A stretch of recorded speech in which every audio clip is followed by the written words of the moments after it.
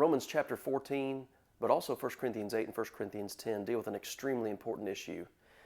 You know, the New Testament condemns sectarianism and division, but there is room for opinion. There is room for matters of judgment.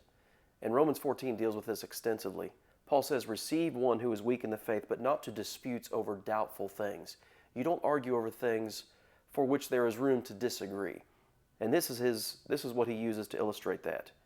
One believes he may eat all things, but he who is weak eats only vegetables. And then he gives another example. One person esteems one day above another. Another person esteems every day alike. That's verse 5.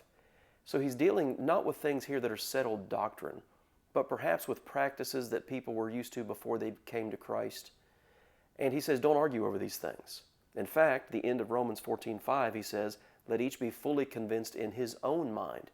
There is room for some differences within brothers and sisters in Christ. And we need to be careful, as he says in verse 3, let not him who eats despise, that is, make light of or disregard the one who doesn't eat. You don't make fun of each other. You receive one another. So we're going to walk through Romans 14 and notice several important points on this subject of scruples or matters of personal judgment. Make sure you subscribe to our channel.